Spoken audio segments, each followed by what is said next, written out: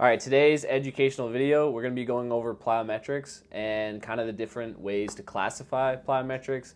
You've seen a growing increase in more like deep tier style plyometrics versus the typical plyometrics you might think about, which is just like a standard jump. So hopefully this video helps kind of break down how you can classify them based on two simple things and then what is best to use when. So when you're looking at anything really in the gym, you always want to compare force versus time. So force being how much force do I need to produce to accomplish the task, and time being how fast do I need to produce it. And that is basically the equation for rate of force development. How much force and how much time do I have?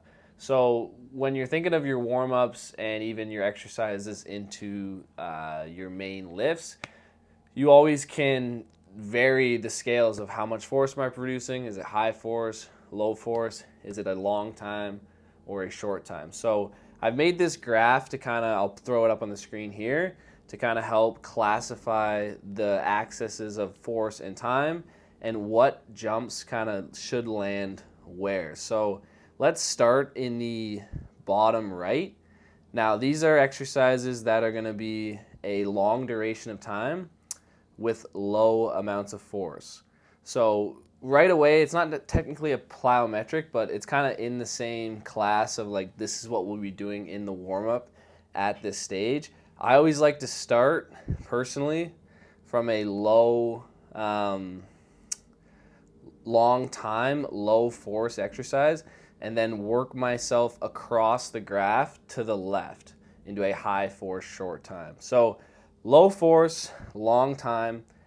Classic example is just going to be any yielding isometric. So these are awesome for early rehab or just kind of early in the workout to see how long you can hold something for and challenge more your structural tolerance and how much capacity you have to hold your body weight in a set joint angle. So, and then we kind of climb up. Something that requires a little more force and a little less time doing is your classic oscillatory reps. So these really are the intro to controlling the rhythm and the timing between concentric and eccentric muscle action. So typically, if you're always doing machine-based workouts, you don't really get exposed to the neural patterns that are intertwined in movement between timing and rhythm. So your brain is obviously the conductor of all movement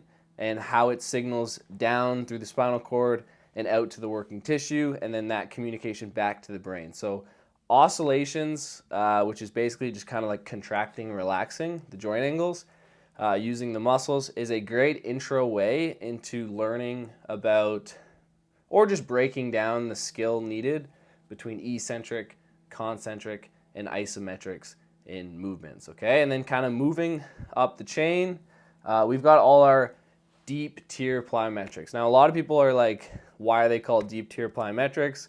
They're really not a plyometric because of the amount of time it takes to accomplish the task. And really, I think they've gotten quote unquote deep tier plyometric because there is still a balance between timing and rhythm between the eccentric, the concentric, and the isometric. So these are more relaxed movements and reflexive. You're trying to get in and out of deeper ranges of motion with as much fluidity as you can, which is very different than when we'll go over this stiff plyometric. So they're still very good, especially if you're just learning to move or you're just trying to access deep ranges of motion in a faster manner, not necessarily just static stretching, but you're still achieving that stretch shortening cycle through not a fast movement, but still an increased range of motion. So I really love these. They've really helped, just kind of help me understand and move better through deep ranges of motion with some rhythm, which I think is important. And then we'll slide over to the left. So that could be a simple way of walking through a warm-up, exactly what I just laid out. A yielding isometric, an oscillatory rep, and then a deep tier plyometric. And this could apply for lower body sessions or upper body sessions. Just think the same things you would with jumping, just with your arms. Then we move to more of like a pogo hop. Okay, so these are higher amounts of force, or about the same, but we're trying to accomplish the action in a faster time. So you'll often hear the cue for pogo hops is to slap the turf. Okay, so you want the ankle working to lift up into dorsiflexion and then time the impact with the ground. So then we're striking the floor, pushing force down into the floor. That's redirecting back up, and we're achieving our jump. So again, the best way probably to introduce someone to hopping, especially if they haven't done it, not only in a manner of tissue tolerance and getting the rhythms between hopping on and off a turf, but also in terms of just center of mass management and being able to stay on one spot and hop up and down in a fast motion. Okay, we'll move into kind of the middle of the graph, which is kind of obviously the middle ground. You're not too specific in terms of the extreme of I'm just holding a position in an iso, or I'm just trying to do some deep tier stretch shortening cycles. I'm now kind of, but I'm also not really trying to push high intensities. I'm kind of right in the middle, and a lot of stuff could fall into this category because you could, with all of these, intent is the key. So I could hit the gas hard and take it at a 10 out of 10. I could hit the gas light on a pogo hop and take it at like a 2 out of 10, or I could meet in the middle and do like a 6 out of 10. So I've put in the middle kind of your classic, any linear locomotive work. Since you're displacing the center of mass down the turf, let's say in like a linear alternating bound or a linear hop, you're gonna need to use more force to propel yourself down the turf.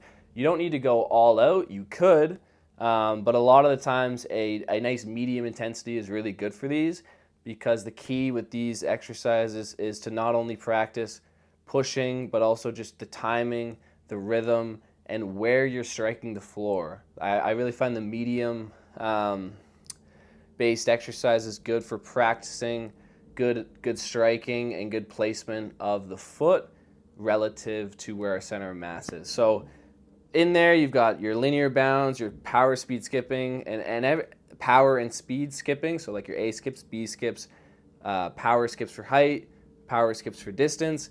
Obviously I'm not going to list every single exercise you could do on this chart, but kind of gives you an idea of force and time and where exercises fall. And then last but not least, we've got our high force, low amount of time exercises. So these would be the most demanding and the most skill required exercises in your plyometric sequences. So I would always recommend to finish the sequence with these and kind of work your way up from high amounts of time, low force, into high force, low time. So a lot could be placed into this category. I think the best example is your classic depth jump. That's where you're falling from a higher height. You've got to absorb and hit the eccentric action quick, and a lot of pre-tense in the muscle, and then redirect that force up into your jump in as short as time as you want. Obviously, you can spend a little longer on the ground if you want to make it more muscular driven, but if you want to make the movement more tendon driven, which is a lot of what plyometrics are for, then I would try to do it in the shortest amount of time. So depth jumps are there, hurdle hops are there, repeat hurdle hops. You're going over an object for height, and you're also required to organize yourself in a fast manner.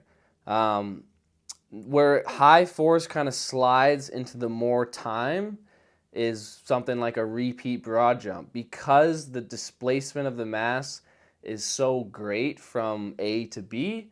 You're going to spend a little longer on the ground to initiate that next jump. Because you're landing with your heels likely in front of your center of mass, there's way more braking than when you're doing a vertical jump like a depth jump. There's still braking, but you can redirect and organize in a lot faster manner versus like a horizontal broad jump. And then moving more to the right and more to the less stiff contact, more relaxed, is weighted jumps. Now this can obviously scale. If I used a light weight relative to my body mass, I could probably stiffen up and get off the ground a little faster. But if I use a heavy weight relative to my body mass, I'm gonna need the extra range of motion at the joint angles to initiate more muscle driven of a movement to overcome the excess weight. So here's a couple of examples. Here's a depth jump, just body weight. Now I don't need to overcome that much, and I've built up a good repertoire of like relative strength to body mass, so I can hit a clean depth jump as fast as I can. It's not going to be my highest jump, but because it's as fast as I can, I'm trying to work those communication pathways versus overall force. And then here's an example of a weighted jump. This is roughly at my body weight for 3 jumps, and you can see how long I need to spend on the ground to organize myself and come back up into my next jump. So a lot of talk there, but I hope this graph really is just a good one to understand.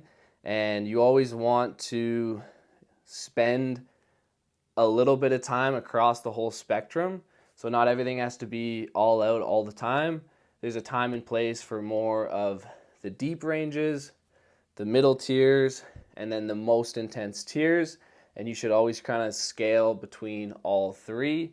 And when you're learning or introducing yourself to new movements such as these different plyometrics, it's always good to obviously start small and then work your way up. So hopefully that video helps kind of understand the force versus time relationship when it comes to different plyometric exercises. This was pretty much all lower body focused with jumps, but you could apply the same knowledge to your upper body stuff with med ball throws, push-up isos, and stuff like that. So hopefully this visual kind of helped understand the force-time relationship, and you'll have a better understanding of how to program your next plyometric sequence.